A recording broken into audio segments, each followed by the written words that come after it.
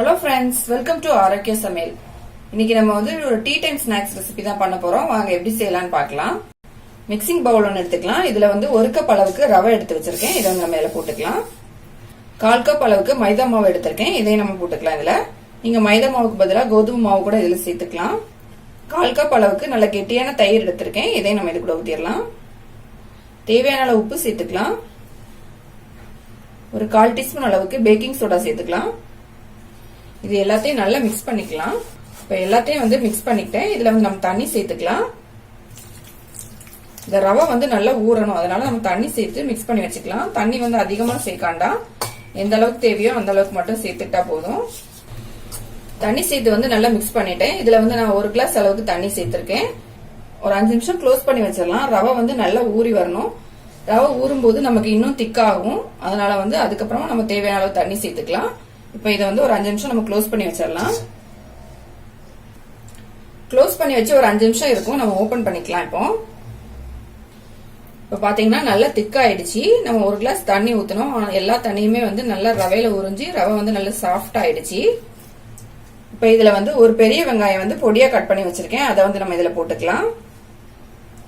2 பச்சை மிளகாய் வந்து பொடியா கட் பண்ணி வச்சிருக்கேன். அதையும் நம்ம இது கூட போட்டுக்கலாம். நம்ம காரத்துக்கு வந்து இதுல பச்சை மிளகாய் மட்டும்தான் சேர்க்கிறோம். அதனால எந்த அளவுக்கு காரம் வேணுமோ அந்த அளவுக்கு சேர்த்துக்கோங்க. ஒரு சின்ன துண்டு இஞ்சி வந்து பொடியா கட் பண்ணி வச்சிருக்கேன். அதை வந்து நம்ம இதுல போட்டுக்கலாம். ஒரு 1/4 டீஸ்பூன் அளவுக்கு ஜீரகம் சேர்த்துக்கலாம். கருவேப்பிலையும் சேர்த்து நல்லா மிக்ஸ் பண்ணிக்கிட்டோம். மாவு பாத்தீங்கன்னா நமக்கு வந்து திக்கா இருக்கு. நமக்கு மாவு வந்து போண்டா போடுற அளவுக்கு தான் வேணும். அதனால வந்து கொஞ்சமா தண்ணி சேர்த்துக்கலாம். அதிகமா தண்ணி சேர்க்காண்டா, கொஞ்சமா தண்ணி சேர்த்துட்டு நம்ம நல்லா மிக்ஸ் பண்ணிக்கலாம். மாவு வந்து நம்ம கையில எடுத்து போடுற அளவுக்கு இருக்கணும். அந்த அளவுக்கு வந்து நம்ம தண்ணி சேர்த்து மிக்ஸ் பண்ணா போதும். நம்ம உப்பு வந்து இதுல ஃபர்ஸ்டே சேர்த்திருக்கோம். அதனால உப்பு மட்டும் செக் பண்ணிட்டு இதுல நம்ம சேர்த்துக்கலாம். இப்போ உப்பு வந்து எனக்கு கரெக்டா இருக்கு. நான் உப்பு எதுவும் சேர்க்கல. நீங்க செக் பண்ணிட்டு உப்பு மட்டும் சேர்த்துக்கங்க. ஸ்டவ் ஆன் பண்ணிட்டு கடாயில வந்து எண்ணெய் ஊத்தி வச்சிருக்கேன். எண்ணெய் வந்து நல்லா சூடாயிடுச்சு.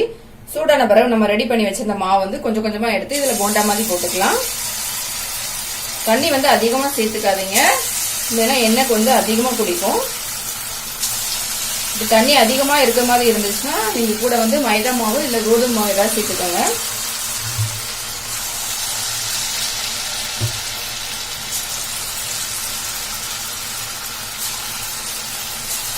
நம்ம ஸ்டவ் வந்து மீடியமான ஃப்ளேம்ல வச்சுட்டு இது வந்து நல்லா ஆயில்ல ஃப்ரை பண்ணி எடுத்துக்கலாம். அப்பதான் உள்ளாடி எல்லாம் வந்து நல்லா வெந்து வரும். இப்போ ஒரு பக்கம் வந்து வெந்துடுச்சு. இன்னொரு பக்கம் எல்லாத்தையும் திருப்பி போட்டுக்கலாம்.